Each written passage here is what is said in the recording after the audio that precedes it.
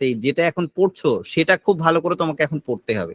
কেউ যদি এখন ফাঁকিবাজি দাও, অর্থাৎ এখন যেভাবে পড়ানো হচ্ছে আমাদের কোর্সগুলো, সেখানে যদি ঠিকঠাক না বোঝো, ঠিকঠাক না পড়াশোনা করো, তাহলে তো আপার প্রাইমারিতেও বুঝতে পারবে না। তো একটাই ভালো করে পড়ো, অনেকগুলো পরীক্ষা তোমার সামনে থাকবে যদি তুমি একটাকে ভালো করে বুঝতে পারো, এটুকু আমি বলতে পারি। ঠিক আছে, তো যাই হোক, আমরা চলে আসি আমাদের ন্যারেশন চেঞ্জের মধ্যে। দেখো, ন্যারেশন চেঞ্জের অন্য একটা নাম আছে, কি স্পিচ, অর্থাৎ স্পিচ পরিবর্তন, তাই তো, উক্তি পরিবর্তন, বা এটাকে আরেকটা নামও বলা হয়, সেটাকে বলে রিপোর্টিং। এর তিনটে নাম, একটা হচ্ছে রিপোর্টিং, একটা হচ্ছে ন্যারেশন চেঞ্জ, আর একটা হচ্ছে স্পিচ চেঞ্জ বা স্পিচ পরিবর্তন আমরা বলি। আমরা উক্তি পরিবর্তন করি মূলত, তাই তো। এবার এই ন্যারেশন, একটা ন্যারেশনকে যদি আমরা লিখি, আমরা লিখছি একটুখানি দেখো, ধরো লিখলাম রবি, এরপর একটা কমা হবে, কারণ ন্যারেশনে একটা নির্দিষ্ট রূপ থাকে, রবি। ধরো আমি সিম্পল সেন্টেন্সে লিখি, SAYS, সেইস, রবি আছে তাই তার সঙ্গে সেস হবে। কেন হবে? কারণ তার কারণ হচ্ছে গিয়ে যে রবি হচ্ছে থার্ড পার্সন একটা সিঙ্গুলার নাম্বার, তাই সেস।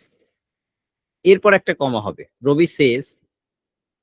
রবি যে কথাটা বলেছে নিজের মুখ থেকে, সেই কথাটাকে আমরা ডবল ইনভার্টেড কমার মধ্যে রাখবো। ধরো রবি বলেছে, কি বলেছে? I am busy. তার মানে এইটার মানে হলো রবি বলেছে আমি ব্যস্ত। এই যে একটা ন্যারেশন লিখলাম, একটা ন্যারেশনের রূপ লিখলাম, এই ন্যারেশনটাকে আমরা বলি কি ডিরেক্ট ন্যারেশন। এইটাকে যখন আমরা পরিবর্তন করব বা চেঞ্জ করব, সেটাকে বলবো আমরা ইনডিরেক্ট ন্যারেশন। এটার মানে কি? এটার মানে হচ্ছে রবি, রবি যে বক্তা, রবি নিজের কথা নিজেই বলছে এবং সেটাকে হুবহু আমরা কি করছি, একটা ইনভার্টেড কমার মধ্যে লিখছি। তার জন্য এটা সরাসরি বক্তার কথাটাকে যেহেতু আমরা পুরোপুরি টুকছি বা কপি করছি, সেই জন্য এটাকে আমরা ডিরেক্ট ন্যারেশন বলে থাকি। যেমন ধরো, যত মত তত পথ, এই কথাটা যদি পরীক্ষার সময় তোমাকে লিখতে হতো, তাহলে তুমি কি করতে? ইনভার্টেড কমার মধ্যে নিশ্চয়ই লিখতে, তার কারণ কথাটা তোমার নয়, কথাটা কার? কে বলেছে যত মত তত পথ? রামকৃষ্ণ। হ্যাঁ, তার মানে ইনভার্টেড কমার মধ্যে লিখতে হবে তোমাকে, এটুকু তোমরা জানো বা শিখেছো। তাহলে এই যে ইনভার্টেড কমার মধ্যে তুমি লিখেছো, তার কারণ কোন একটা বক্তার উক্তি তুমি হুবহু কপি করেছো। কিন্তু যদি তুমি এরকম ভাবে লেখো যে রামকৃষ্ণ পরমহংসদেব বলেছিলেন যে যত মত তত পথ, তখন কিন্তু আর দরকার হবে না ইনভার্টেড কমা, কারণ তুমি ওনার কথাটাকে নিজের মতো করে লিখছো। তাহলে সেই ক্ষেত্রে ইনভার্টেড কমা দরকার হচ্ছে না। তাহলে দেখো, এই এই অর্থে আমরা ন্যারেশনকে কভাগে ভাগ করছি, দুভাগে ভাগ করছি। একটা হচ্ছে ডিরেক্ট ন্যারেশন, আরেকটা আমরা বলছি ইনডিরেক্ট ন্যারেশন বা ডিরেক্ট স্পিচ এবং ইনডিরেক্ট স্পিচ, এই দুটো ভাগে ভাগ করছি। একটা ন্যারেশনের মূলত তিনটে অংশ থাকে। এই তিনটে অংশ ভালো করে বোঝানো, এখান থেকেই কিন্তু এইটুকুনি বুঝতে পারলেই ন্যারেশন চেঞ্জ পেরে যাবে। একটা ন্যারেশনের তিনটে অংশ থাকে মূলত। একটা হচ্ছে প্রথম অংশ, সেটা হচ্ছে ধরো রবি, এই যে অংশটা, এই অংশটাকে আমরা বলি হচ্ছে গিয়ে স্পিকার, মানে এটা হচ্ছে বক্তা, অর্থাৎ প্রত্যেকটা ন্যারেশনের কেউ না কেউ বক্তা থাকবে, কেউ কেউ কিছু না কিছু বলবেই। পরের যে অংশটা রয়েছে, যে শেষ কথাটা আছে, এটা অ্যাকচুয়ালি ভার্ব। এই ভার্বটাকে আমরা বলেছি কি রিপোর্টিং ভার্ব। কি বলি? রিপোর্টিং ভার্ব,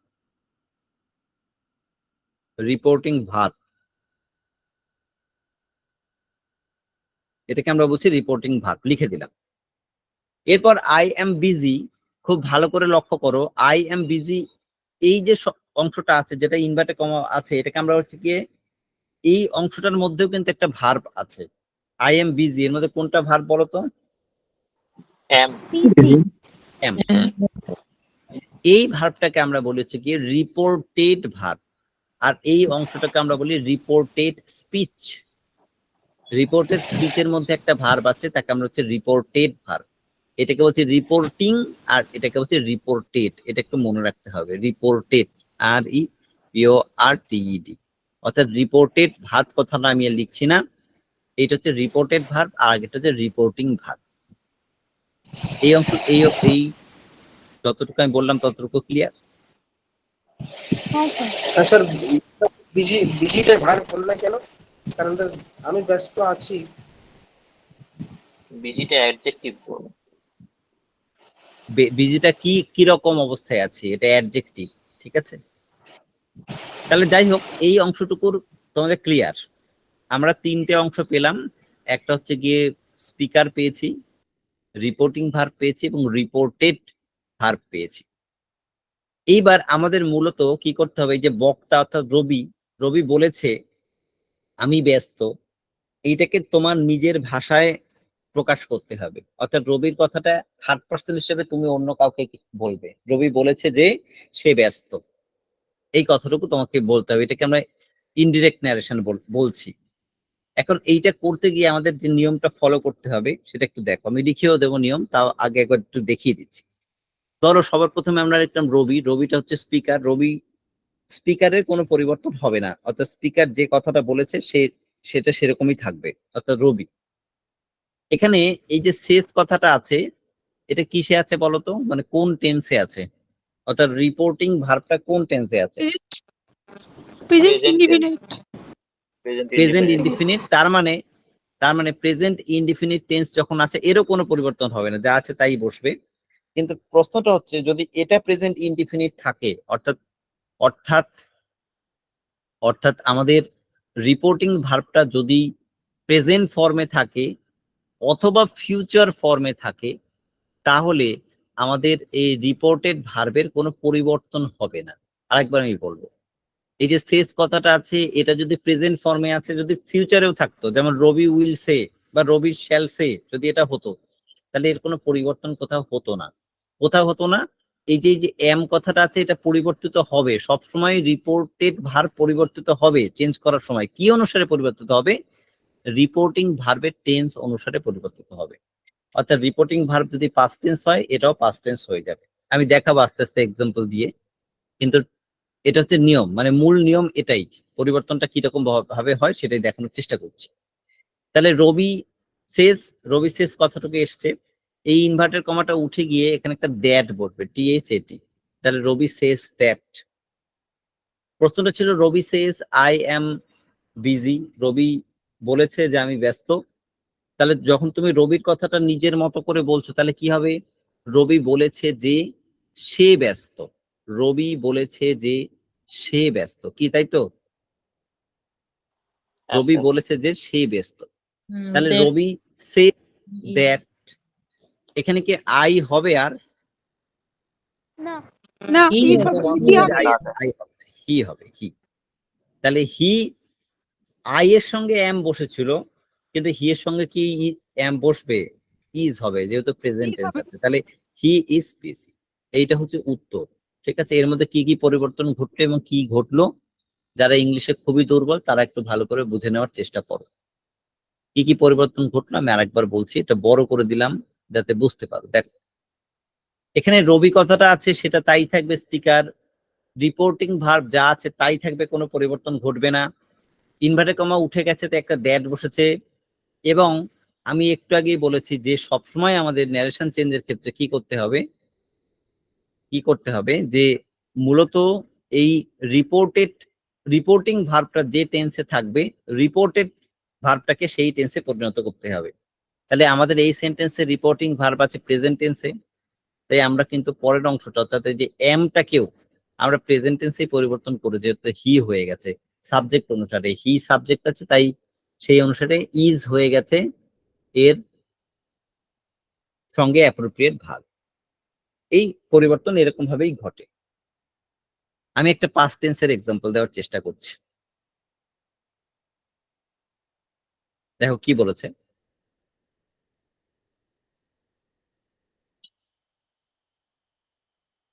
এই সেন্টেন্সটাকে যদি আমরা পাস্ট টেন্সে লিখি, ঠিক আছে, এই সেন্টেন্সটাকেই লিখছি, তাহলে কি হবে দেখো,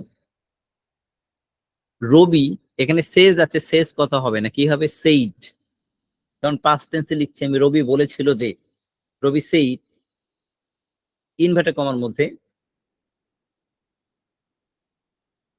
একই কথা আই এম বিজি। এটা কেন হলো বলতো, কারণ রবি যেটা বলেছিল সেটা অবিকল সেটাই থাকবে, এটা তো আমি পরিবর্তন করব, এখন নয়, আমরা চেঞ্জের সময় পরিবর্তন করব। তাহলে রবি সেড আই এম বিজি, এই সেন্টেন্সটাকে আমি পাস্ট টেন্সে লিখলাম। এবার দেখো আমি পরিবর্তন করব, রবির মতোই থাকবে, সেইট সেইট ই থাকবে, এর কোনো পরিবর্তন হবে না। তাহলে রবি সেইট ইনভার্টেড কমা উঠে গিয়ে কি বসবে?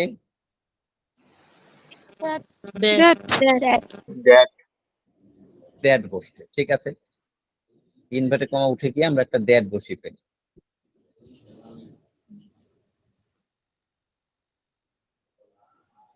ইনভার্টেড কমা উঠে একটা দ্যাট বসাই, দ্যাট। তাহলে রবি সেইট দ্যাট, আবার সেই এখানে আই হবে না হি হবে, কিন্তু এই ক্ষেত্রে পরিবর্তনটা হবে, এখানে যেহেতু সেইট কথাটা কোন টেন্সে আছে? পাস্ট টেন্সে আছে, তাই এখানে এম এর বদলে এখানে কিন্তু পাস্ট টেন্সে কনভার্ট হবে। অর্থাৎ এই যে সেন্টেন্সটা আই এম বিজি, আমি ব্যস্ত, সে ব্যস্ত ছিল, তাহলে হি এর সঙ্গে কি বসবে? পাস্ট টেন্সে ওয়াজ হবে, ওয়াজ বিজি। অর্থাৎ এই হচ্ছে মূল নিয়ম, যেখানে রিপোর্টিং স্পিচ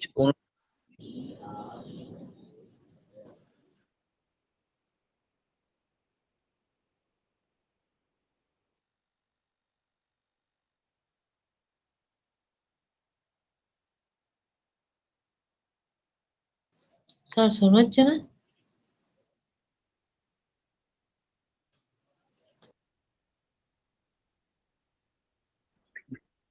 না, শোনা যাচ্ছে না। এবার শুনতে পাচ্ছ? হ্যাঁ, হ্যাঁ স্যার। তাহলে যেখানে মূলত কি হচ্ছে পরিবর্তন ঘটছে, রিপোর্টিং ভার্ব অনুসারে রিপোর্টেড ভার্বের পরিবর্তন ঘটছে বা আমরা পরিবর্তন ঘটাচ্ছি। মানে রিপোর্টিং ভার্বটা যদি পাস্ট টেন্সে থাকে তাহলে রিপোর্টেড ভার্বটা পাস্ট টেন্সে হবে, আর ওটা যদি প্রেজেন্ট টেন্সে থাকে তাহলে মানে প্রেজেন্ট অথবা ফিউচার, তাহলে পরিবর্তন ঘটবে না।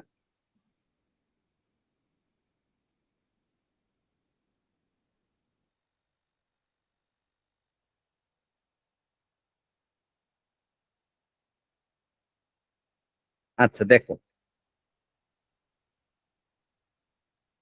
এই সেন্টেন্সটাকেই আমি এবার কন্টিনিউয়াসে লিখছি। ধরো রবি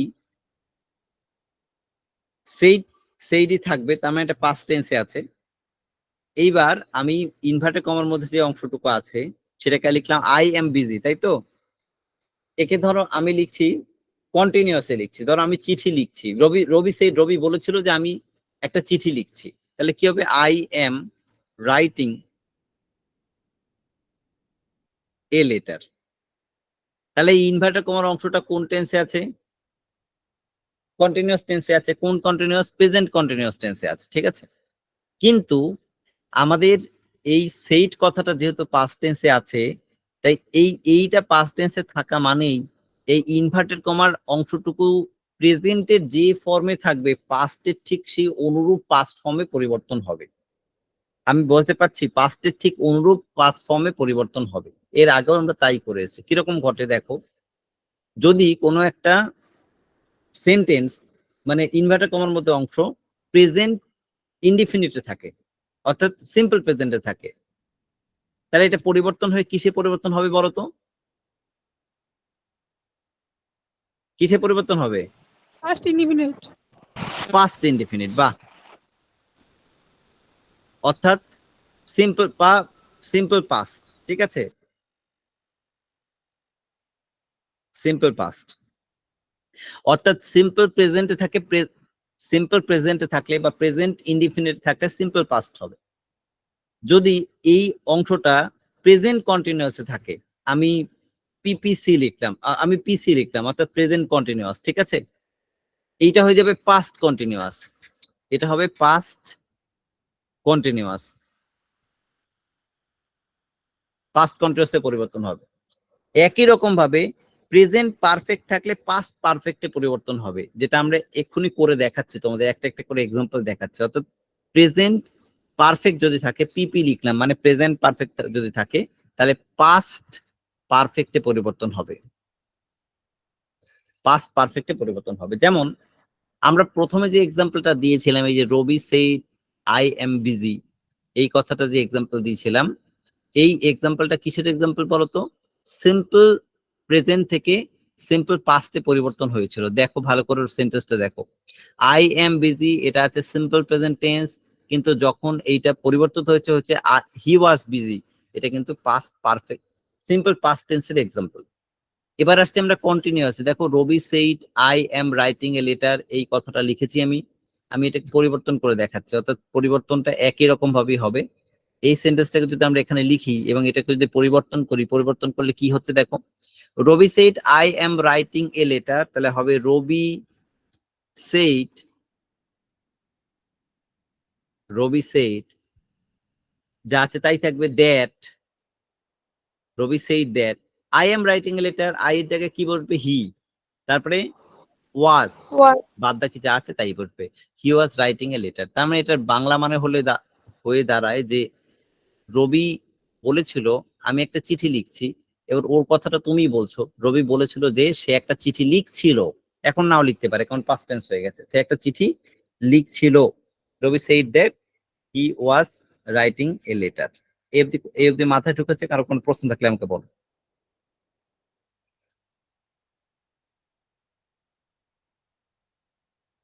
স্যার কারো একটু কোনো প্রশ্ন থাকলে স্পিডে আমাকে বলা বলো। হয়ে যাচ্ছে। শুনতে পেলাম না, আরেকবার বলো। স্যার একটু স্পিডে বলা হয়ে যাচ্ছে। আচ্ছা ঠিক আছে, আস্তে আস্তে বলবো। এর মধ্যে কোনো প্রশ্ন থাকলে বলো, যেটুকু বললাম।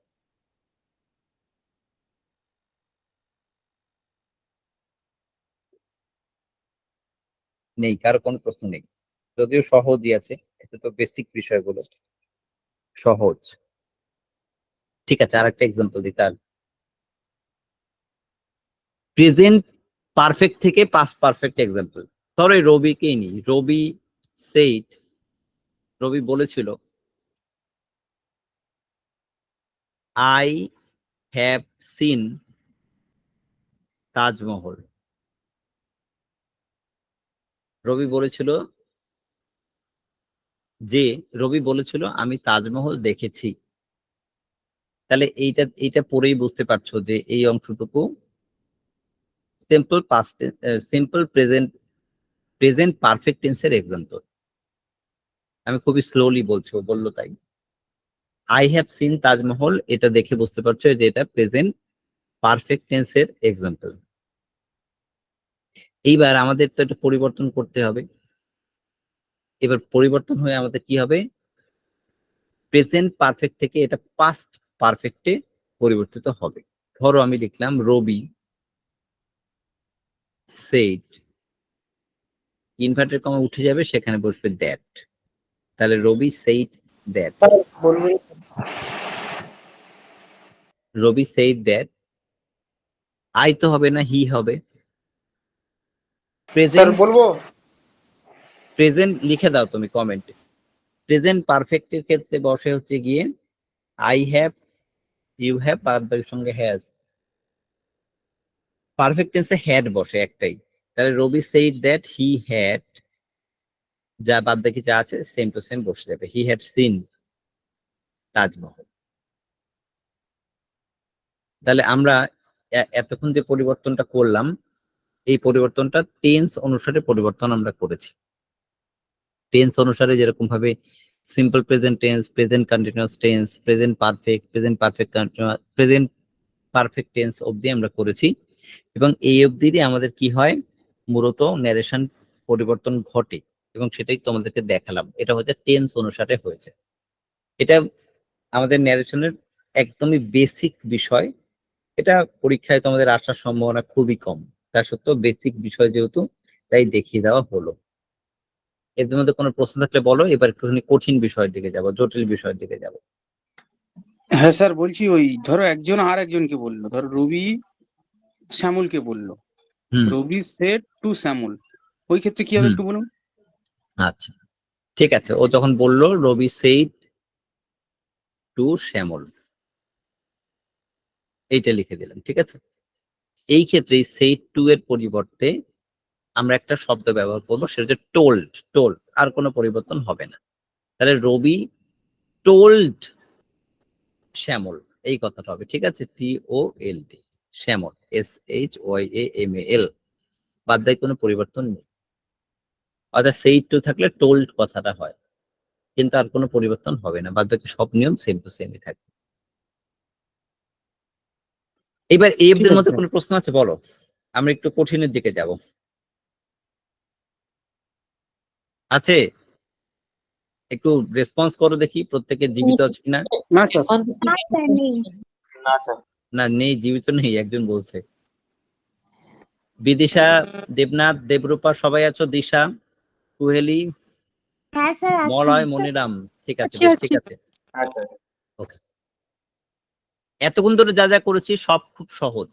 একটা জিনিস লক্ষ্য করো, একটা জিনিস লক্ষ্য করো যে আমরা এর আগে যে কটা সেন্টেন্স করেছি প্রত্যেকটাতেই এই রিপোর্ট, প্রথমে যে ভার্বটা ছিল রিপোর্টিং ভার্ব মানে সেইড, এটা পাস্ট টেন্সে থাকলেও পরের ইনভার্টেড কমার মধ্যে যে অংশগুলো ছিল, I am writing a letter, তারপরে পরেরটা যা যা ছিল, I am writing a letter বা আই হ্যাভ সিন তাজমহল, এগুলো প্রত্যেকটাই কিন্তু প্রেজেন্ট টেন্সে আছে এবং প্রেজেন্টের কোনো না কোনো ফর্মের মধ্যে আছে।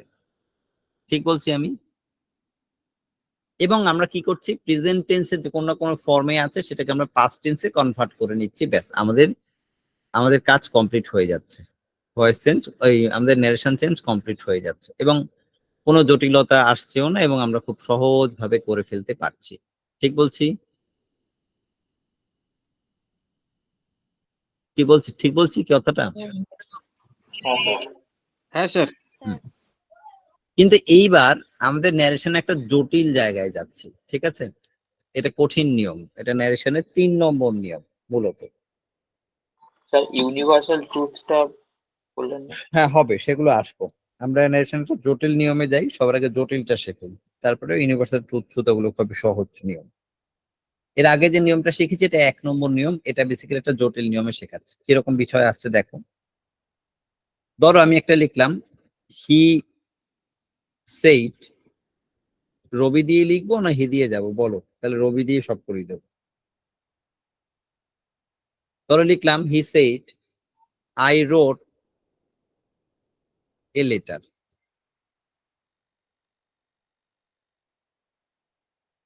এই সেন্টেন্সটার ক্ষেত্রে ভালো করে লক্ষ্য করো, এখানে সেইড কথাটা তো রিপোর্টিং ভার্ব আগে শেখানো হয়েছে, এটা পাস্টে আছে। এখানে রিপোর্টেড ভার্ব যেটা রোট, এটা কোন টেন্সে আছে? First tense.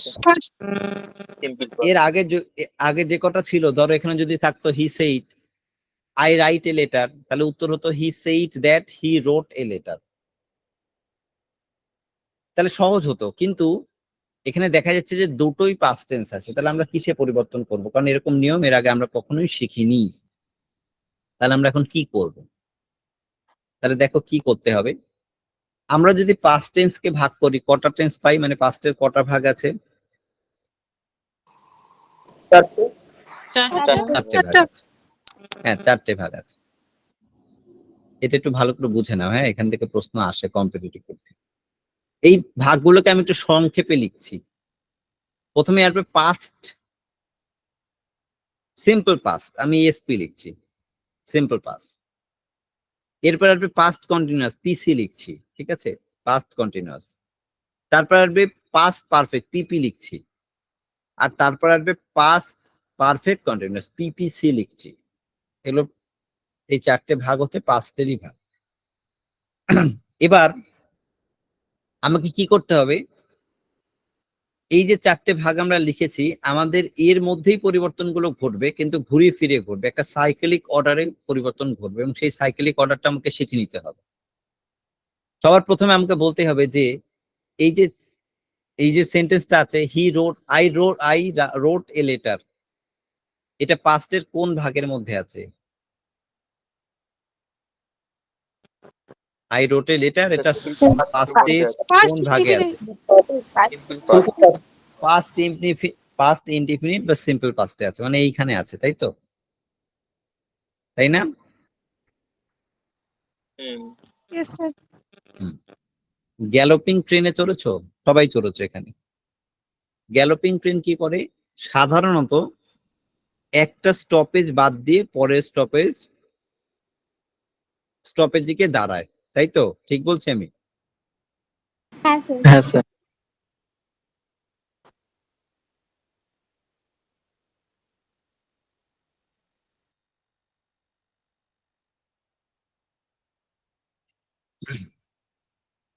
আমরা এই পরিবর্তনটাও গ্যালোপিং অর্ডারে করব।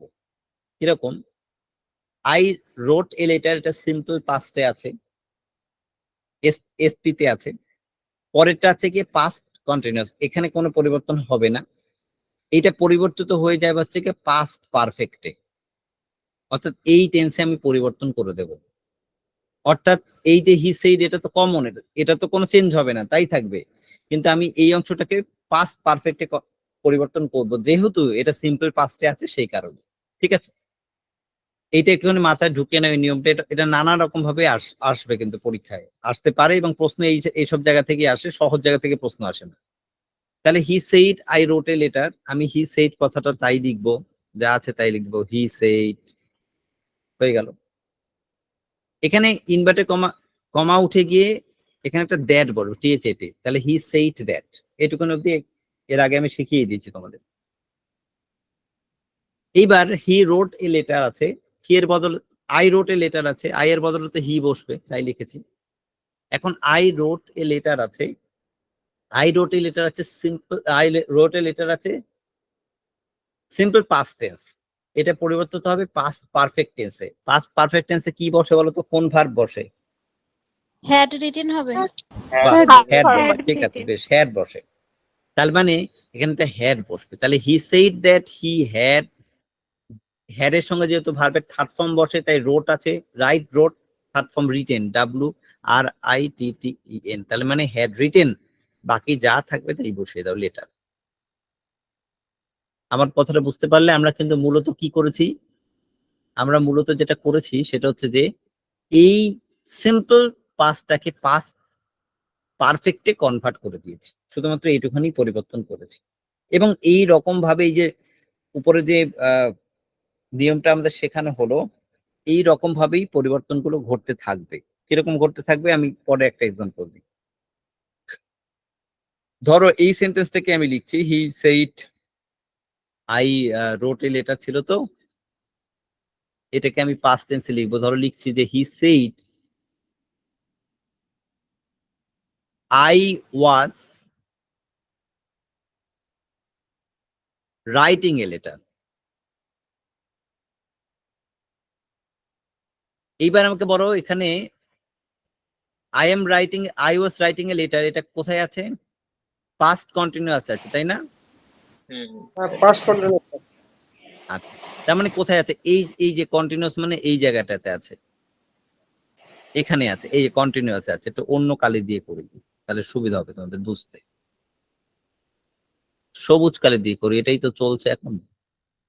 তাহলে এই পাস্ট কন্টিনিউয়াসে আছে।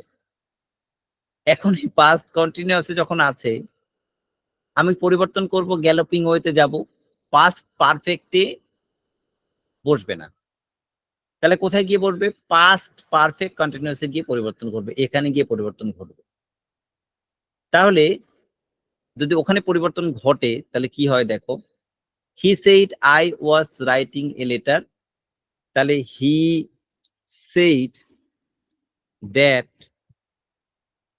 I was writing a letter, এটা কি বসবে? তাহলে পাস্ট পারফেক্ট কন্টিনিউয়াসের পাস্ট পারফেক্ট কন্টিনিউয়াসের বস্তুটা কি? হ্যাড বিন, এইটা কথাটা বসে, তাই না? ঠিক বলছি না আমি? তাহলে he had been writing a letter. He had been writing a letter, যা আছে তাই, রাইটিং এ লেটার। তাহলে এইভাবেই পরিবর্তনটা ঘটবে।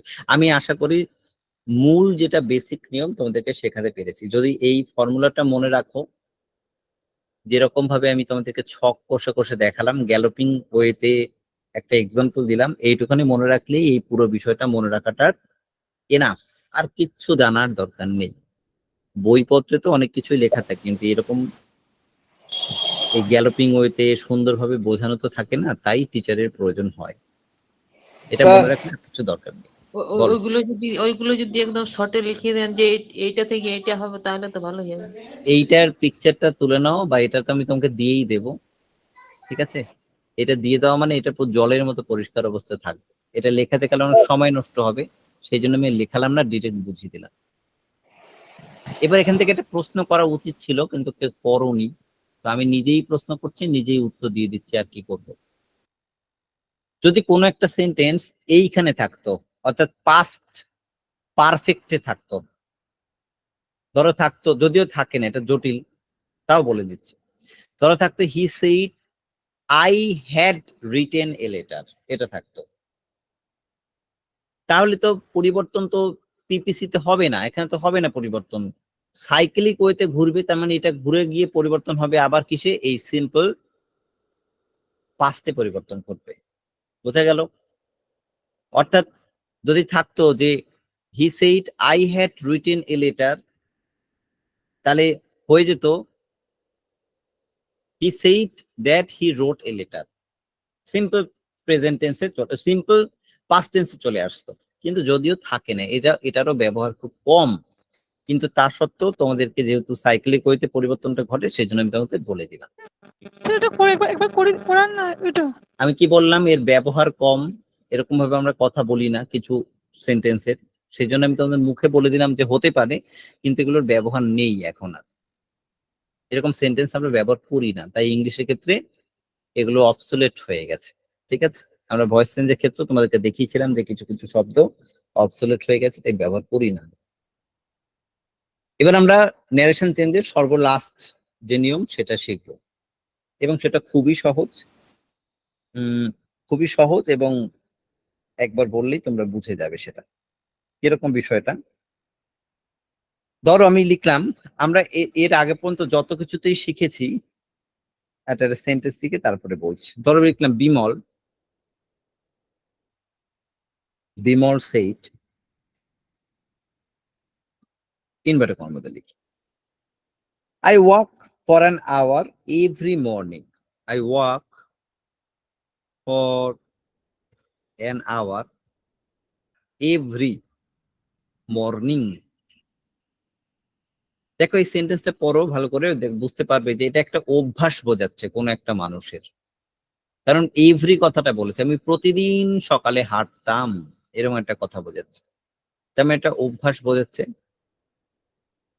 কিন্তু আমাদের যে সেন্টেন্সটা আছে সেটা কিন্তু পাস্ট টেন্সে আছে, অর্থাৎ বিমল সেইড এই কথাটা কিন্তু আছে, মানে এটা পাস্ট টেন্সে আছে। এটা রুল 4, 4 নম্বর নিয়ম, এবং ন্যারেশনে এটাই শেষ নিয়ম। Bimal said I walk for an hour every morning. আমাদের যে নিয়ম এতক্ষণ অব্দি শিখেছিলাম সেই অনুসারে যদি এটাকে আমরা পড়তাম, তাহলে এটা হতো Bimal said, Bimal said that he walked, he walk WALKED, walked for an hour every morning. কি তাই তো, ঠিক বলছে কিনা? হ্যাঁ স্যার। একটু রেসপন্স করো। এইটা হতো, এতক্ষণ ধরেন যা নিয়ম শিখেছি সেইটা অনুসারে এটা হতো, কিন্তু এটা হবে না, কারণ এটা ভুল লিখলাম আমি। কেন? এই ক্ষেত্রে আমাদের একটা বিষয় মাথায় রাখতে হবে, যে যে সেন্টেন্সটা আমাকে দিয়ে দিয়েছে সেইটা যদি ইউনিভার্সাল ট্রুথ হয় বা কোনো হ্যাবিট হয়, অভ্যাস বোঝায়, তাহলে তার কোনো পরিবর্তন ঘটবে না, তার কোনো পরিবর্তন আমরা করতে পারবো না। In case of habitual truth or eternal truth, no change of tense in required. অর্থাৎ কোনো ধরনের টেন্সের পরিবর্তন প্রয়োজন নেই যদি সেটা অভ্যাস বোঝায় এবং সেটা ইউনিভার্সাল ট্রুথ বোঝায়। তাহলে বিমল সেইডই থাকবে, দ্যাটই বসবে, he works for an hour, বাহ মরয় ঠিকই করেছো। তাহলে এখানে এই আই এর বদলে শুধুমাত্র একটা হি আসবে, আই এর বদলে শুধু হি বসবে এখানে। যেহেতু এখানে হি বসিয়েছি, তাই আই এর সাথে ওয়াক হয়েছিল, আর এর সঙ্গে একটা এস যুক্ত হয়ে যাবে, যেহেতু এটা থার্ড পার্সন সিঙ্গুলার নাম্বার, তাই অর্থাৎ এটা প্রেজেন্ট টেন্সই আছে, বাদ বাকি যা আছে তাই বসবে, কোনো রকমের পরিবর্তন কোথাও ঘটবে না। তার মানে ন্যারেশন চেঞ্জ করতে যাওয়ার সময় সেন্টেন্সটা পেলাম মানেই আমি পরিবর্তন করে ফেললাম, এইটা ভাবার আগে একবার ওই সেন্টেন্সটা সেন্টেন্সটা দেখে তোমাকে বুঝে নিতে হবে যে এটা অ্যাকচুয়ালি কোনো ইউনিভার্সাল ট্রুথ বলেছে না কোনো ধরনের হ্যাবিট বলেছে, এইটা একটু তোমাকে বুঝে নিতে হবে। যদি দেখো যেটা কোনো ইউনিভার্সাল ট্রুথ এর সেন্টেন্স বা কোনো হ্যাবিট বুঝিয়েছে, তাহলে কিন্তু কোনো পরিবর্তন তুমি করবে না, পরিবর্তন করার দরকার নেই সেই ক্ষেত্রে তোমার। বোঝাতে পেরেছি আমি কথাগুলো? হ্যাঁ স্যার। আর কোনো প্রশ্ন থাকলে বলো।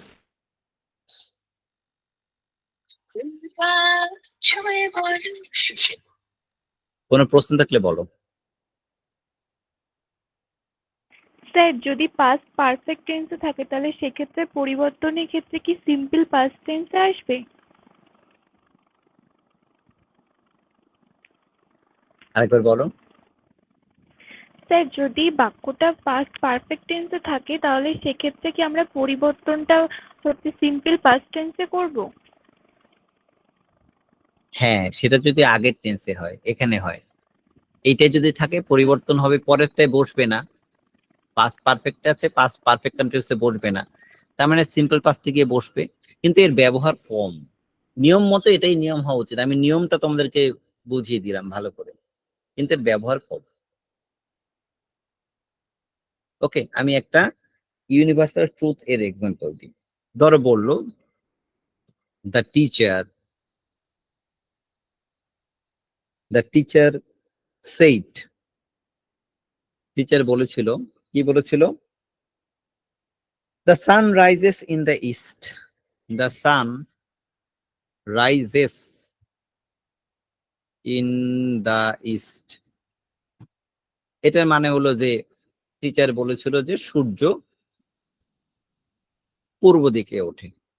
তাহলে এটা ইউনিভার্সাল ট্রুথ। দুধ জলের না দুধের রং সাদা, তেল জলের উপরে ভাসে, সূর্য পূর্ব দিকে ওঠে, এই যে এগুলো কথাগুলো, এগুলো সবই ইউনিভার্সাল ট্রুথ, এগুলো জানো তোমরা। তাহলে যদি ইউনিভার্সাল ট্রুথ হয় তাহলে সেক্ষেত্রে কি হয়? The teacher said the sun rises in the east, এটা আছে। That is the teacher said, এরপর একটা কি বসবে? দ্যাট। বাকি কোনো পরিবর্তন কি হবে? কোনো পরিবর্তন ঘটবে না, যা আছে তাই বসবে। The sun rises in the east, কারণ অলরেডি এখানে এস যুক্ত করাই আছে ওই সেন্টেন্সটার সঙ্গে। তাহলে এই ইউনিভার্সাল ট্রুথের ক্ষেত্রে কোন রকমের পরিবর্তন ঘটছে না। বলো, এই অবধি কোনো প্রশ্ন আছে তোমাদের? না স্যার। স্যার আমার অন্য একটা প্রশ্ন আছে স্যার। বলো। স্যার শুনতে পাচ্ছেন? হ্যাঁ হ্যাঁ বলো। বলছিলাম যে স্যার ওই he said I was writing a letter, ওখানে প্রেজেন্ট পারফেক্টে কি হচ্ছে? ওই he said that he had written a letter. হ্যাঁ, হ্যাড আছে যেহেতু তাই ভার্বের থার্ড ফর্ম বসবে।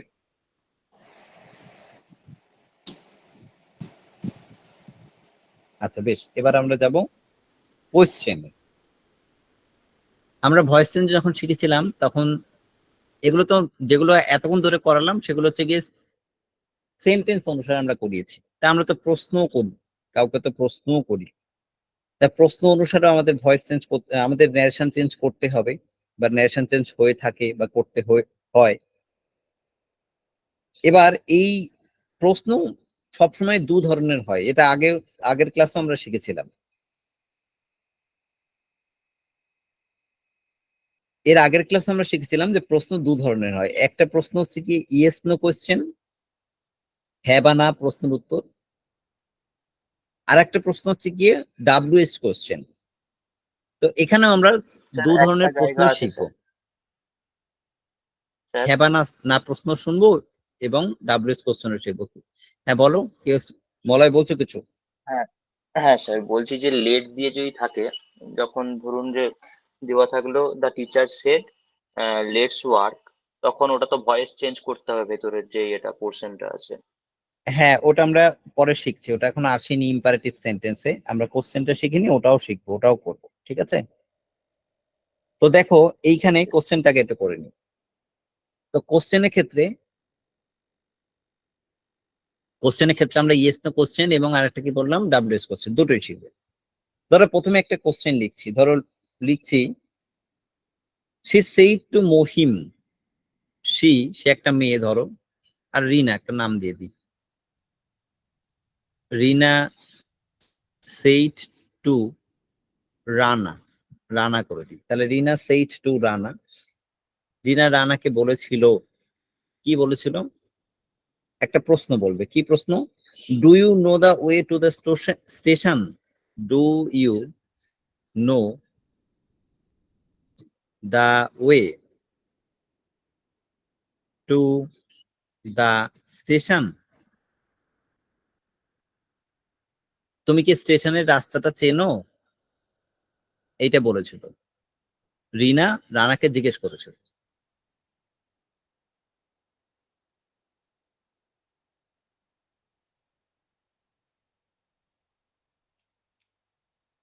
শুনতে পাচ্ছ?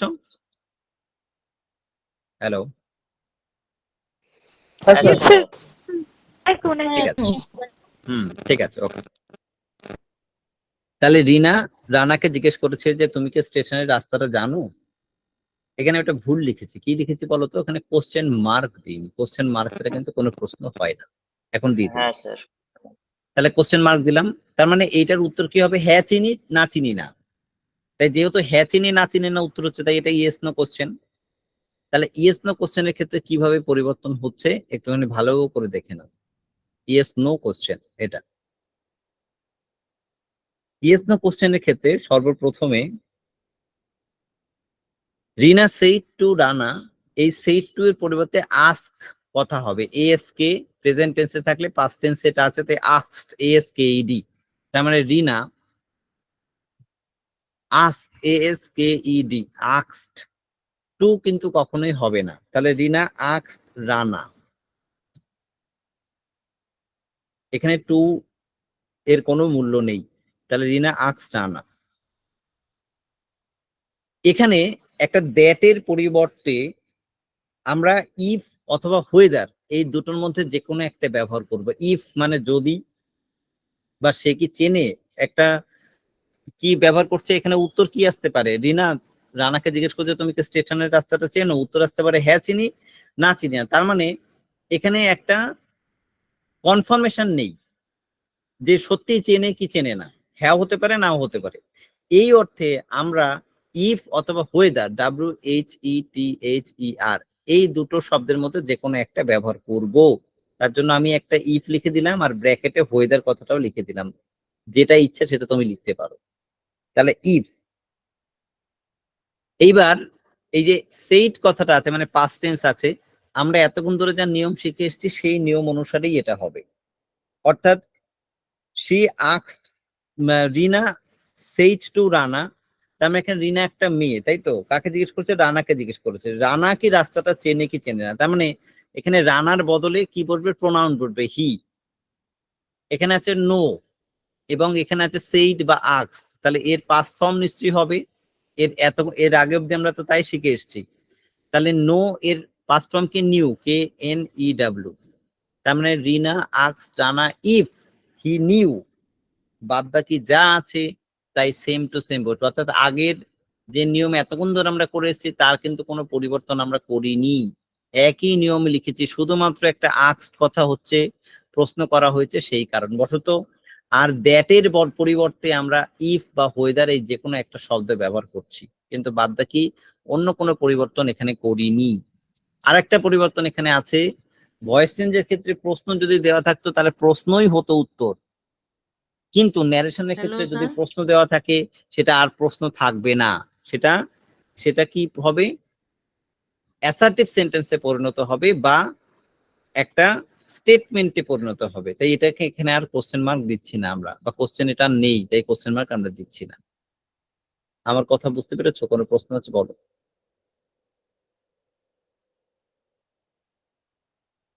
কোশ্চেন আছে কারো? না স্যার, একটু ভয়েস চেঞ্জ থাকলে কিভাবে হবে একটু বলে দিন। আগের দিনই তো দেখালাম, ভুলে গেছো?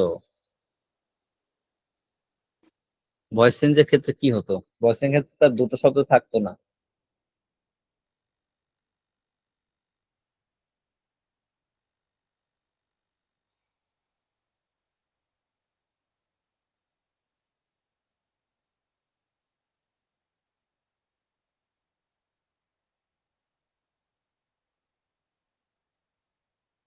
ধরো ডাস রাম লাইক টি, এটা কোশ্চেন ছিল, এটা ভয়েস চেঞ্জ, কিন্তু এটা কিন্তু ন্যারেশনের সাথে সম্পর্ক নেই। ও একটা প্রশ্ন করো তাই ওকে দেখি, মানে সবাইকে দেখাচ্ছি, এটা কিন্তু ভয়েস চেঞ্জ। উত্তর হবে, এখানে প্রশ্নটার মানে হচ্ছে রাম কি চা পছন্দ করে? উত্তর হতে পারে হ্যাঁ পছন্দ করে, না পছন্দ করে না, তাই তো? তাহলে এটার উত্তর কি হবে, কে বলবে আমাকে? কি হবে উত্তর?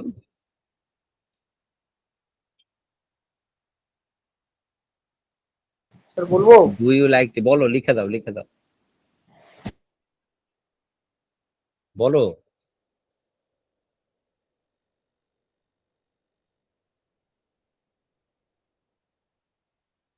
উত্তর হবে is tea liked by Ram. এখানে একটা কোশ্চেন মার্ক হবে। চা কি রামের দ্বারা পছন্দ হয়? তাহলে দেখো এখানে প্রশ্ন দিয়েই প্রশ্ন করা হয়েছিল তাই কোশ্চেন মার্ক ছিল, উত্তরেও প্রশ্নবোধক চিহ্ন আছে এবং এটা প্রশ্নই করা হয়েছে। এটা ভয়েস চেঞ্জের ক্ষেত্রে, কিন্তু ন্যারেশনের ক্ষেত্রে প্রশ্ন করা হয়েছিল যে সে কি স্টেশনের রাস্তা চেনে, কিন্তু এর উত্তরটা হয়ে গেছে, কি হয়ে গেছে বলতো, স্টেটমেন্ট। এটা কিন্তু আর কোশ্চেন নেই। এটা মনে রাখবে যে ন্যারেশনের ক্ষেত্রে প্রশ্ন থাকে না, প্রশ্নটা স্টেটমেন্টে পরিণত হয়ে যায়, কিন্তু ভয়েস চেঞ্জের ক্ষেত্রে প্রশ্নটা প্রশ্নই থাকে, শুধু সেটা অ্যাক্টিভ ভয়েসের প্রশ্ন থাকে, সেটা প্যাসিভ ভয়েসের প্রশ্নে পরিবর্তন হয়। এটা মনে রাখতে হবে তোমাদেরকে। আমরা এরপরে চলে যাচ্ছি একটা ডাব্লিউএইচ কোশ্চেনে।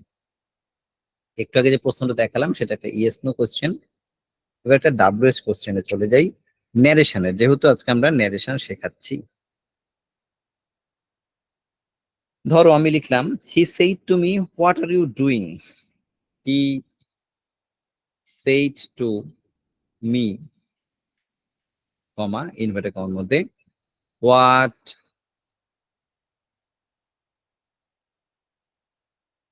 আর you doing, question mark, inverted comma close. He said to me what are you doing. He said to me what are you doing, question করেছে এবং এটা ডাব্লিউএইচ কোশ্চেন। একটু আগে নিয়ম শেখালাম, he said to me, said এর পরিবর্তে কি বসবে? Sir asked me, he asked me। একটু আগে শেখালাম,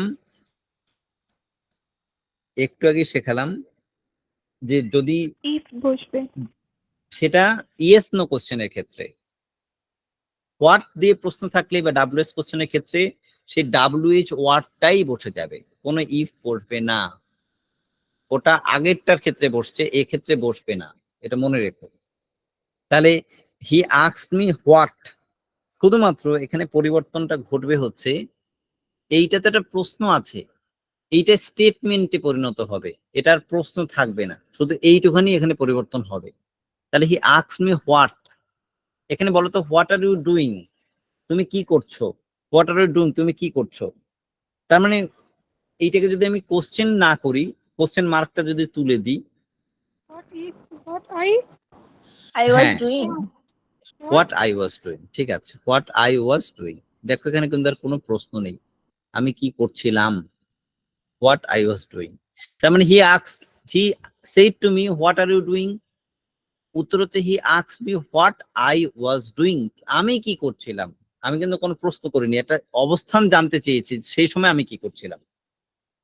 তো আমাদের পরিবর্তনটা ঠিক এরকম ভাবেই ঘটে কিছু ক্ষেত্রে ডাব্লিউএইচ ওয়ার্ডের ক্ষেত্রে, ডাব্লিউএইচ কোশ্চেনের ক্ষেত্রে এবং ইয়েস নো কোশ্চেনের ক্ষেত্রে। আমি তো পুরোটাই একটা একটা করে এক্সাম্পল দিয়ে দেখানোর চেষ্টা করলাম, যেহেতু আমরা বেসিক বিষয়টা তোমাদেরকে ক্লিয়ার করছি। এখানে মলয় একটু আগে একটা প্রশ্ন করেছিল যে লেট দিয়ে কি হবে, আমরা এটাও দেখিয়ে দিচ্ছি। লেট হচ্ছে কি ইম্পারেটিভ সেন্টেন্স, যে সেন্টেন্স দ্বারা কিছু ইম্পারেটিভ বলছি- সেন্টেন্স। বলো বলো। স্যার যদি ওখানে থাকে what is your name, reported what স্পিচে মাই যদি name what is was, what my name was, আমার নাম ওয়াজটা কি শুনতে ছিল। চলে যাবে, তাই তো? হ্যাঁ, হোয়াট মাই নেম ওয়াজ। এবার আমরা দেখাবো ইম্পারেটিভ সেন্টেন্স।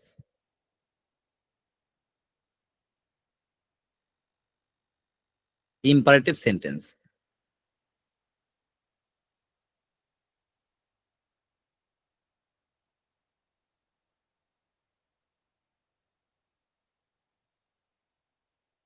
ইম্পারেটিভ সেন্টেন্সের ক্ষেত্রে, ইম্পারেটিভ সেন্টেন্সের ক্ষেত্রে কি হবে বলতো, যার দ্বারা তোমাকে আদেশ, উপদেশ, অনুজ্ঞা ইত্যাদি দেওয়া হয় তাকে তো ইম্পারেটিভ সেন্টেন্স বলি। এখানে লেট দিয়ে হবে সেন্টেন্স। আমি একটা সেন্টেন্স লিখি, ধরো লিখছি Leela said to Mina, Leela said to Mina, inverted কমার মধ্যে লিখছি। কি জিজ্ঞেস করেছিল? Let us have a picnic, চলো আমরা একটা পিকনিক করি। Let us have a picnic, চলো আমরা একটা পিকনিক করি, বা একটা পিকনিক হয়ে যাক।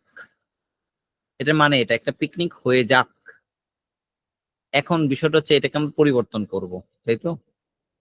ইম্পারেটিভ সেন্টেন্সের ক্ষেত্রে আগের যে নিয়মটা আমরা এতক্ষণ ধরে শিখেছি সেটার খুব একটা পরিবর্তন এখানে ঘটবে না। কি ঘটছে সেটা দেখ। স্যার এখানে তো স্যার কোয়েশ্চেন মার্ক হবে না, উপরে যে কোয়েশ্চেন মার্কটা দিলাম। হ্যাঁ, ঠিকই বলেছো। তাহলে late us have a picnic, চলো একটা পিকনিক করি বা পিকনিক হয়ে যাক, ঠিক আছে? এটা মূলত কি করেছে বলতো, তোমাকে সাজেস্ট করেছে অথবা প্রপোজাল দিয়েছে, প্রপোজড করেছে। তো চলো, এখানে তো ওগুলো প্রপোজাল, সবকটাই প্রপোজাল। তাহলে আমরা এখানে একটা সাজেস্টেড অথবা প্রপোজড কথাটা লিখবো কিসের পরিবর্তে? এই সেইড এর পরিবর্তে, ঠিক আছে? এইটার পরিবর্তে লিখবো। তা আমি প্রপোজড কথাটাকে নিচ্ছি, কারণ এটা সম্পর্কে তোমরা বেশি পরিচিত, সেই জন্য এটাই লিখছি। তাহলে লীলা কি হবে? সেইড টুর পরিবর্তে প্রপোজড, PROPOSED, প্রপোজড। তাহলে লীলা প্রপোজড, কাকে প্রপোজ করেছে? লীলা প্রপোজড কাকে প্রপোজ করেছে? টু মিনা, মিনাকে প্রপোজ করেছে। কি প্রপোজ করেছে? Late us have a picnic, চলো একটা পিকনিক হয়ে যাক বা করি। এই ক্ষেত্রে আবার সে আমাদের দ্যাট ফিরে আসবে, দ্যাট বসবে, অর্থাৎ ইনভার্টেড কমা উঠে গিয়ে দ্যাট বসবে। তাহলে লীলা প্রপোজ টু মিনা দ্যাট, এক্ষেত্রে একটা কি হয় বলতো, তাদের পিকনিক করা উচিত, এই অর্থে ব্যবহৃত হবে। Leela proposed to Mina that, তাদের পিকনিক করা উচিত, উচিত অর্থে ব্যবহৃত হবে, ঠিক আছে? That they should have a picnic, they should have a picnic, they should SHOULD have a picnic, অর্থাৎ তাদের একটা পিকনিক করা উচিত, এই অর্থে ব্যবহৃত হবে। কেন হবে? কারণ উপরে কথাটা ভালো করে পড়ে দেখো, লেখা আছে কি যে লীলা মিনাকে বলেছে চলো একটা পিকনিক হয়ে যাক, তার মানে চলো একটা পিকনিক করা উচিত আমাদের, এই অর্থেই তো প্রপোজ করেছে। চলো, প্রপোজালটা করেছে যে আমাদের একটা পিকনিক করা উচিত, তার মানে একটা পিকনিক হয়ে যাক। এই শুট অর্থে মানে শুট কথাটা বসবে, এই কথাটা একটুখানি মনে রেখো। এবং কিছু কিছু ক্ষেত্রে, কিছু কিছু ক্ষেত্রে আমাদের কি করতে হবে, একটু পরিবর্তনও করতে হবে, সেটা একটু দেখিয়ে দিচ্ছি তোমাদের। কি ক্ষেত্রে পরিবর্তন করতে হবে? যখন তুমি কারো অনুমতি নিচ্ছ। এটা যেমন তোমাকে প্রপোজ করেছে চলো একটা পিকনিক করি, চলো ঘুরে আসি, এগুলো সব প্রপোজ করছে, কিন্তু কখনো কখনো তোমাকে অনুমতি নিতে হবে। যেরকম যেরকম ধরো হি সেড, কি বলেছে? সে বলেছে যে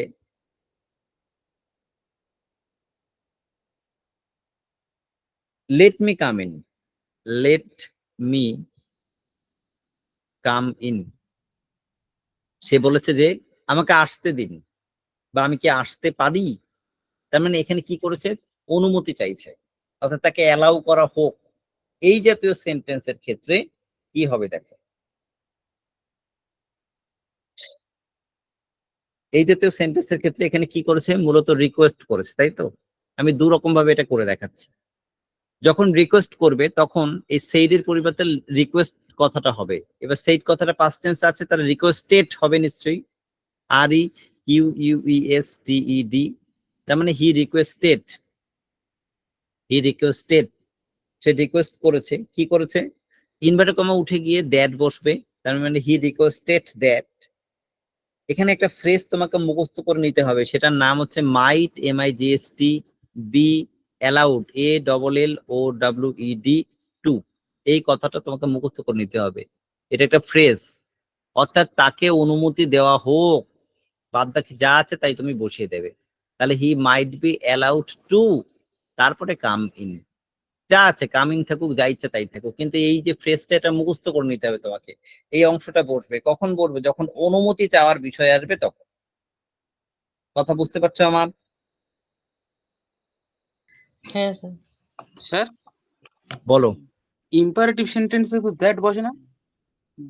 ইম্পারেটিভ সেন্টেন্সে কি বসে তাহলে? মানে দ্যাট হবে না তো, ইন্টারোগেটিভ আর ইম্পারেটিভে হবে। দ্যাট বসে না। এখানে তো এই ইম্পারেটিভ সেন্টেন্সের ক্ষেত্রে দ্যাট বসবে, ওখানে আক্স বসেছে তাই বসে না, কিন্তু ইম্পারেটিভের ক্ষেত্রে আমরা কি করছি, অনুমতি চাইছি, দ্যাট বসবে। অথবা মানে ইনডাইরেক্ট স্পিচের ক্ষেত্রে দ্যাট বসবে। এবার দ্যাট বসবে না তুমি যেটা বলছো সেটাও তোমাকে দেখাচ্ছে। আমি তোমাকে তো বললাম যে দুরকম ভাবে শেখাবো। একটা বসছে, আমরা দ্যাট বসিয়েছি তাই মাইট বি অ্যালাউড টু ব্যবহার করেছি, এবার তোমার কথা অনুসারে আমরা দ্যাট বসাবো না, ঠিক আছে? দেখো কিভাবে করছি সেক্ষেত্রে। দুটো দু রকম ভাবেই করা যায়। তুমি যে প্রশান্ত প্রশ্ন করেছো, তোমাকে দ্যাট ছাড়াই একটা করে দেখাচ্ছে। তাহলে কি আছে, he requested that, he requested that, না he requested, he said let me come in, he requested that, এখানে কিন্তু একটা হি হতো, he might be allowed to, এটা ফ্রেজটা মুখস্থ করে নিতে বলেছে। এবার আমি দ্যাট ছাড়া একটা করাচ্ছি। একই রকম ভাবে যেহেতু এটা রিকোয়েস্ট করেছে, তাহলে হি REQUESTED, রিকোয়েস্টেড, এই কথাটাই বসবে। এক্ষেত্রে আমি ব্যবহার করব টু, অর্থাৎ রিকোয়েস্টেড টু, এই রিকোয়েস্টেড পর একটা টু ব্যবহার করব, ঠিক আছে? এক্ষেত্রে আমি কোনো পরিবর্তন করব না, এই যে লেট মি কাম ইন এটাই থাকবে, শুধু আমি না, শুধু আমি প্রোনাউনের পরিবর্তন করব সেন্টেন্স অনুসারে। কি পরিবর্তন করছি দেখো, এখানে আছে he requested to let me, না লেট, লেট মি না হিম, তাকে, তাকে আসতে দেওয়া হোক, তার মানে late him come in.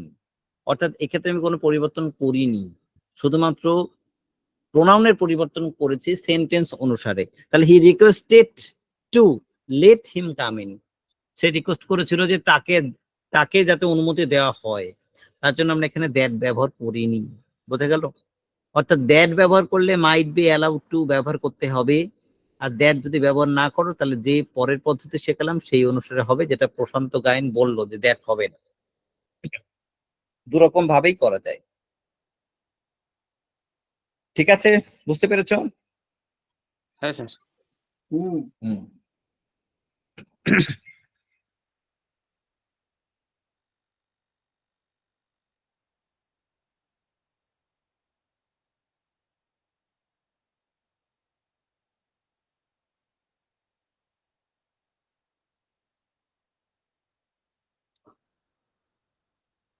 Sir এটার লাস্ট কয়েকটা হোমওয়ার্ক দিবেন তো? আরেকটা শিখিয়ে দিচ্ছি, স্যার জোরে বলো।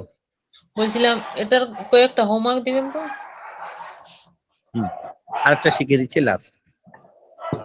আমরা যখন আনন্দ অথবা দুঃখ ব্যবহার করি কোন সেন্টেন্সের ক্ষেত্রে, এক্সক্লেমেটরি সেন্টেন্স, ঠিক আছে, যার দ্বারা আবেগ বোঝায়, দুঃখ আনন্দ দুটোই হতে পারে, মানে exclamatory sentence, EXCLAMATORY, exclamatory sentence মানে হচ্ছে কি দুঃখ আনন্দ বা আবেগ উচ্ছ্বাস বোঝাবে।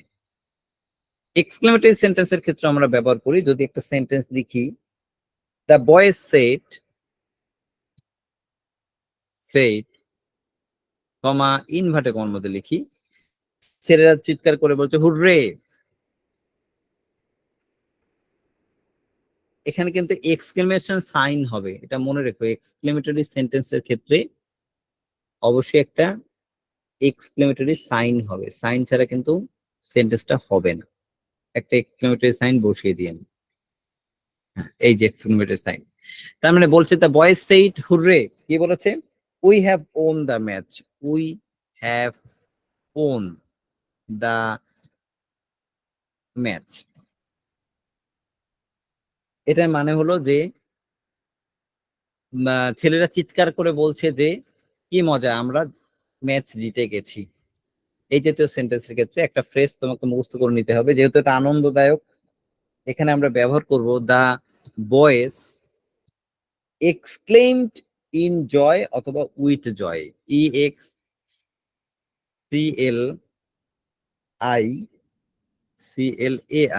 EXCLAIMED, এক্সক্লেইমড উইথ জয়, অর্থাৎ তারা আনন্দ পাচ্ছে।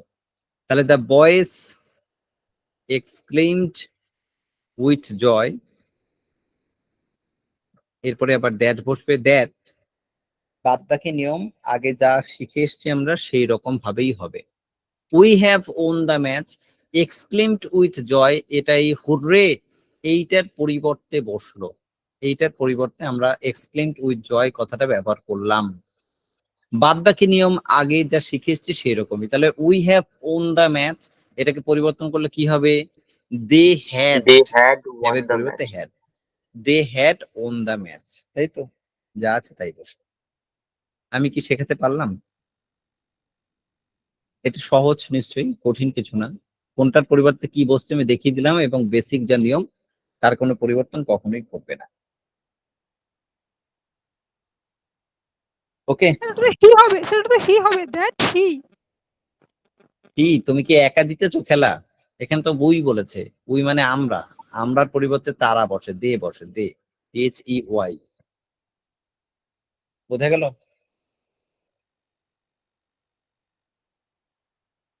Any question? কারো কোনো প্রশ্ন আছে? 38 জন ক্লাস শুরু করেছিল, 23 জন আছে, বাকিরা সব শিখে গেছে তাই চলে গেছে। কারো কোনো প্রশ্ন আছে? পাপিয়া খাতুন, মোহাম্মদ ওয়াকিফ আলম, মলয় আছো, মিনারুল আছো, পারমিতা আছো, প্রশান্ত পূজা, শিখা মাহাতো আছো, সৈকত আলী, তাপসী আছো, ইন্দু কুমার নাইয়া, আর ত্রিবাঙ্ক মন্ডল, সব ক্লাসেই থাকে ওরা। হাফিজুলও থাকে, দিশাও থাকে, দেবরূপা তো সব ক্লাসই করে, বকুল, অঙ্কিতা। হ্যালো স্যার, বলো বলছিলাম যে ওই যে বলো। পার্সন চেঞ্জ যে লিস্টটা ওটা দেখালে ভালো হতো। শুনতে পাচ্ছি না, একটু বলো। বলছি যে ওই পার্সন চেঞ্জ হয় না, যেরকম ইউ থেকে চেঞ্জ হয়ে হয়, ওগুলো একটা লিস্টে দেখালে হ্যাঁ, ভালো হতো এখানে স্যার। অনেকটা পরিবর্তন আমি করেছি, ঠিক আছে। তাও যখন তুমি বলছো আমি কয়েকটা চেঞ্জ দেখিয়ে দিচ্ছি। এটা যে কোনো গ্রামার বইতে তুমি পাবে, মানে এগুলো খুব বাচ্চাদের বিষয়, তুমি যে প্রশ্নটা করেছো এই জন্য এখানে আমি দেখাইনি। তুমি যেখানে আছো খুব চিৎকার হচ্ছে কিন্তু। যাই হোক, এখানে পরিবর্তন যেমন ঘটে, ধরো কোনো ডাইরেক্টে যদি নাও থাকে তাহলে এর পরিবর্তন কি ঘটবে? নাও থাকলে দেন হয়, দেন হবে। THEN। সহজ, এগুলো একদম সহজ। যদি ধরো টু নাইট থাকে, আজকে রাত্রে, NIGHT, কি হয় বলতো পরিবর্তন হয়ে?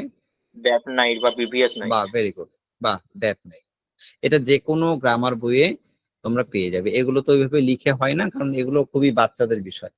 আর একটা গ্রামার বই আমি সবাইকেই বলেছি যে তোমাদেরকে হাতে রাখতে হবে, ঠিক আছে। আর যদি মনে করো কম্পিটিটিভ এক্সামিনেশনের গ্রামার বই লাগবে, তাহলে PC দাসের অ্যান অ্যাপ্লাইড ইংলিশ গ্রামার বলে যে বইটা আছে, এটা চাকরির যে কোনো পরীক্ষাতেই কাজে লেগে যাবে। এই বইটা একটা হাতে রাখতে পারো, অ্যান অ্যাপ্লাইড ইংলিশ গ্রামার। নতুন কিনতে হবে না, একটা পুরাতন কিনে নিলেও কাজ চলে যাবে। আর যাদের টাকা পয়সা বেশি আছে তারা তো নতুন কিনতেই পারো, কোনো অসুবিধা নেই, অথবা কারোর কাছ থেকে একটা জোগাড় করলেও হয়ে যাবে। কিন্তু একটা গ্রামার বই তোমাদেরকে সঙ্গে রাখতে হবে। আমি টেটশিওর থেকে যতই নোট দিই না কেন, আর যতই তোমাকে এখানে ভালোভাবে বোঝাই না কেন, একটা গ্রামার বই হাতের পাঁচ হিসেবে তোমাকে রাখতেই হবে। এবং আমি জানি না তোমরা কে কি করো, আমি আমার লাইফে কোনোদিন কোনো বই বিক্রি করিনি। বই বিক্রি করার সময় মনে হয় যে আমার যেন একটা বুকের পাঁজর চলে যাচ্ছে, মানে যদি এরকম কেউ বলে। আমি বই কোনোদিন বিক্রি করিনি, আমি বই অন্যকে পড়ার জন্য দিয়ে দিতাম। আর সত্যি কথা বলতে আমি নিজে অন্ততপক্ষে ক্লাস 10-12 অব্দি জীবনে কোনোদিন বই তেমন কিনিনি, মানে লোকের কাছ থেকে চেয়ে চিনতেই বই পেতাম। আর পড়াশোনায় একটু ভালো ছিলাম, সবাই বই দিত আমাকে। এবং আজকে তোমাদের সাথে শেয়ার করি, অনেক কথা শেয়ার করি। যখন বছরের শুরুতে প্রত্যেকটা স্টুডেন্ট যারা আহ, যারা নতুন ক্লাসে উঠতো, তারা নতুন বই দিত, মলাট দিত নতুন বই কিনে। ঠিক সেই সময়টা আমি অন্য লোকের পুরনো বইগুলো কোথায় পৃষ্ঠা ছিঁড়ে গেছে বা কোথায় আঠা লাগাতে হবে সেই কাজগুলো করতাম। তা আমি প্রচুর লোকের কাছ থেকে বই নিয়ে পড়াশুনো করেছি। পরবর্তীকালে যখন আমি অনেক অনেক অনেক বই কিনেছি, আমার বাড়িতে প্রায় লাইব্রেরি হয়ে গেছে, রাখার জায়গা নেই, আমি কোনোদিন বই বিক্রি করিনি। অন্যদের দিয়েছি, যার পড়ার দরকার বই দিয়ে দিয়েছি, হয় সে কোনোদিন ফেরত দেয়নি আর ভুলে গেছে আমাকে, কিন্তু আমি বই মানুষকে দিয়েছি। তো যাই হোক, শিক্ষাটার জন্যই হয়তো এই জায়গায় আসতে পেরেছি। আজকেও মানুষজন ডাকে, সমাদর করে, একমাত্র পড়াশোনার জন্যই। আমার আর কিছুই ছিল না। তো আমি লাইফের বেশিরভাগ সময়টাই, অ্যাটলিস্ট কলেজ অবধি, লোকের বই নিয়েই পড়াশোনা করেছি। খুব কম, রেয়ার দু একটা বই, তাও নিজে কিনিনি, স্যাররা দিয়েছে স্কুলের। তো এইরকম ভাবেই পড়াশোনাটা করতে হয়েছে লাইফে। তো সেই জন্যই বললাম যে, এবং আমার কাছে অদ্ভুত ভাবে প্রায় আমার ক্লাস 7-এর গ্রামার বইও এখন আমার কাছে আছে। 7, 8, 9, 10, 11, 12 এরকম ভাবে পর পর সমস্ত গ্রামার বইগুলো অন্তত সাজানো অবস্থাতে আছে আমার বাড়িতে। পৃষ্ঠা হলুদ হয়ে গেছে, কিন্তু আছে। হাইলাইটস অফ ইংলিশ গ্রামার তখন পড়ানো হতো, সেগুলো আছে। তো আশা করবো তোমাদের কাছেও গ্রামার বই আছে। মানে গল্পটা এই কারণেই করলাম যে যে কোনো একটা গ্রামার বই দরকার। এবং আরেকটা ভালো দিক হচ্ছে, মানে এটা আমার লাইফ থেকে, জীবন থেকে শিক্ষা নিয়ে যেটা বলছি, যে বইটা ধরো তুমি খুব পড়াশুনো করেছো, মানে 7-8-এ যখনই হোক পড়াশুনো করেছো, এবার ধরো তোমার এই ন্যারেশন চেঞ্জেরই কিছু নিয়ম তোমার জানতে হবে। আমি ইংলিশ দিয়ে এক্সাম্পল দিই। তুমি যদি ওই 7-এর বইটা তোমার কাছে থেকে থাকে এবং তুমি যদি খোলো, জাস্ট একবার চোখ বোলালেই তোমার পুরোটা হুবহু মনে পড়ে যাবে। কেন? কারণ তুমি কিন্তু একটা সময় ওটাকে রপ্ত করেছিলে সেই কারণবশত। এবং আমার যত বই আছে, আমার পুরোনো বইগুলো না মানে কিছু জনকে দিয়েছি, সেটা আর ফেরত পাইনি, সেটা অন্য বিষয়। যে বইগুলো আছে সেই বইগুলোর কোন একটা টপিক যদি আমার দেখার ইচ্ছে হয় এবং সেই বইটা যদি আমি খুলি, আমি একবার চোখটা ওটার দিকে ফেললেই আমার সবকিছু মনে পড়ে যায়। কিন্তু ওই একই টপিক যদি অন্য কোনো নতুন বই থেকে আমাকে আবার পড়তে হয়, তাহলে কিন্তু আমাকে রপ্ত করতে হবে। এটা কিন্তু বই নিজের কাছে রাখা মানে একটা খুব বড় প্লাস পয়েন্ট। কি আমি কি ঠিক বলছি? কারো কারো কিরকম অভিজ্ঞতা আছে আমার মতো? হ্যাঁ স্যার। হ্যাঁ হ্যাঁ অবশ্যই। একদম। তার মানে বই, হুম, বলো। আচ্ছা, তার মানে বই আর বউ অন্যকে দিতে নেই, তাহলে আর ঠিক আগের মতো অবস্থায় ফেরত পাবে না। তাহলে সেই জন্য নিজের কাছে বইটাকে অন্তত রাখবে, যাতে অ্যাজ ইট ইজ সেম থাকে। তো যাদের কাছে গ্রামার বই আছে, তো তারা কি করবে, একটু গ্রামার বইগুলো একটু দেখে নেবে, যাতে আমরা যে যে টপিক গুলো আজকে পড়লাম সেই টপিক গুলো একবার ওখান থেকে, এই যে প্রশ্নগুলো নাও থাকলে দেন হয়, টু নাইট থাকলে কি হয়, এগুলো একটুখানি দেখে নিই। আর বেসিক যে বিষয়টা, সেই লিখে বিষয়টা দেন আমি না স্যার, তোমাদেরকে লিখে দেন। শিখিয়ে দেবো। লিখে দেন, আমার কাছে বলো বলো। গ্রামার বই নেই। লিখে দেন, লিখে দেন। গ্রামার বই জোগাড় করবে, এগুলো লেখানো সম্ভব নয়। এখানে আজকে তোমাদের প্রায় 10টা নিয়ম শিখিয়েছি, একটা নিয়ম নয়। আমি যদি নিয়ম লেখাতাম তোমাদের, তাহলে এই ক্লাসের, এটা অ্যাকচুয়ালি 4টে বা 5টা ক্লাসে আমরা পড়াই, সেটা সম্পূর্ণ হতো না। ঠিক আছে, আমার আমি কাছে এটার আছে, পিডিএফটা, আমার আমার কাছে এটার আর কিছু হয়ে গেছে। বুঝতে পেরেছি, আমি এটার পিডিএফটা দিয়ে দিচ্ছি। আর অ্যান অ্যাপ্লাইড ইংলিশ গ্রামার বলে একটি বই আছে, দরকার পড়লে শিখা, সেই বইটা কিনে নেবে। ঠিক তোমার আছে। তো বরের অনেক পয়সা, তোমার কিনতে অসুবিধা কোথায়? হ্যাঁ, আর আমার খরচাও তো কত। অর্থ থাকে, অর্থ কি দিলাম,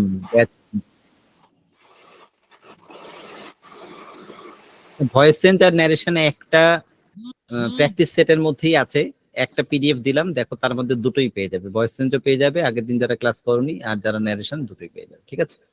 তো এনিওয়ে আজকে একটা মিটিংও আছে আমাদের টিচারদের এক্ষুনি 10টা থেকে। আজকে অনেকটা সময়ও হলো, 10টা বাজে প্রায়। আমরা আজকে এই অবধি রাখছি। নেক্সট ক্লাসে তোমাদেরকে একটা পরীক্ষা নেব আমি, মানে প্রিভিয়াস ইয়ারের কোশ্চেনের, এবং তার সাথে আমি নিশ্চয়ই গ্রামারের কিছু না কিছু টপিক পড়াবো। তোমরা 1 থেকে 5 অব্দি যে টপিক সিলেবাসে লেখা আছে আমাদের, সেগুলো কিন্তু রিভিশন দেওয়ার কথা ছিল আগের দিন, পড়াটা ধরা হচ্ছে না ঠিকঠাক। পরের দিনে 1 থেকে 5 অব্দি টপিক আগে পড়া ধরবো। 1 2 3 4 5 এই 5টা টপিক পড়ে রাখবে, ঠিক আছে। স্যার পেডাগোজি টেস্ট কবে নেবেন টেস্ট? পেডাগজির 1 থেকে 5। ওইটা থেকে টেস্ট নেবেন? না, টেস্ট যেখান থেকে ইচ্ছা নিতে পারি, সিলেবাস তো শেষ হয়ে গেছে, তোমাদের টেস্ট তো মানে আর কোনো হলো বাধা ধরার নিয়ম নেই, ঠিক আছে। হুম। 1 থেকে 5 অব্দি পড়ে রেখো। যাই হোক, আজকে তাহলে এত অব্দি থাক, নেক্সট ক্লাসে দেখা হচ্ছে। 1 থেকে 5 অব্দি পড়ে আসবে। বলো। স্যার বলছি কালকে ইভিএস যে এক্সামটা হয়েছিল ওটার কিছু কোশ্চেন ভুল মানে অ্যান্সার ভুল দেওয়া ছিল, ওটা ম্যাম বলেছিলেন রেকটিফিকেশন করে পাঠিয়ে দেবেন, পাঠাননি এখনো, ওটা পাঠিয়ে দেবেন। কাজী ম্যাডামের ক্লাস নিয়ে খুব অসুবিধা হচ্ছে না? ওনার ক্লাসে প্রশ্ন ভুল থাকছে, এগুলো কি করে থাকছে? মানে কি কি ভুল ছিল? অ্যান্সার ভুল আছে, প্রশ্ন ভুল নেই, অ্যান্সার অ্যান্সার ভুল ভুল আছে। আছে। অ্যান্সার ভুল আছে। ঠিক আছে, আমি ম্যাডামকে বলে দিচ্ছি, এবং নেক্সট ক্লাস থেকে যাতে ভুল না থাকে সেটাও বলে দিচ্ছি। ভুল থাকবে কেন, বারবার বলা হয় ম্যাডামদের, তার সত্ত্বেও ভুল থাকছে। উনি অ্যাকচুয়ালি আরো অন্য অন্য জায়গায় পড়ায়, তো খুব ব্যস্ত হয়ে পড়েছে। ঠিক আছে, আজকে আমি বলবো ম্যাডামের সাথে কথা বলবো, আর স্যার যাতে ভুল না থাকে। ইভিএস এর ক্লাসে বাকি আছে টপিক, সেগুলো স্যার পায়েল ম্যামকে লাস্টে দেবেন স্যার। রেকর্ডিং গুলো কয়েকটা বাকি আছে স্যার, আমি দেখিয়েছি। আমাদের স্যার বাকি আছে স্যার, পেডাগজিটা কিছুই হয়নি, মানে দু একটা বাদ দিয়ে আর হয়নি মনে হচ্ছে, কিছুই না, নয়, দু কিন্তু একটা বাদ ম্যাডাম তো দিয়ে। বলেছে সবই শেষ হয়ে গেছে। ঠিক আছে, আমি পায়েল ম্যাডামকে দিয়ে একটা ক্লাস করার কথা বলছি, যদি কিছু বাকি থাকে ওনার সাথে ডিরেক্টলি কথা বলে নেবে, ঠিক আছে। আগে সিলেবাসটা ভালো করে দেখে নাও, আর যে যে টপিক উনি পড়েছে সেটা দেখে নাও, যেটা করিয়েছেন উনি সেটা আবার বলো না যে বাকি আছে। কিন্তু উনি না, না। কিন্তু আমাকে বলেছেন যে সব টপিকই শেষ হয়ে গেছে, অনলি ফর কাজী ম্যাডামের ক্লাসই বাকি আছে, এবং তোমাদেরকে নাকি লাস্টের ক্লাসে পই পই করে বুঝিয়ে দিয়েছে সিলেবাস সমেত যে কি কি বাকি আছে, ঠিক আছে। কিন্তু স্যার পায়েল ম্যাডামের ক্লাসেই ভালো। হ্যাঁ, পায়েল ম্যাডামের ক্লাসই, পায়েল ম্যাডামকেই বলবো। ওকে, তো যাই হোক, আজকে এত অবধি থাক, নেক্সট ক্লাসে আমার সাথে তোমাদের আবার দেখা হবে। চলো, tata, bye, good night. Good night, sir. Thank you sir, good night sir.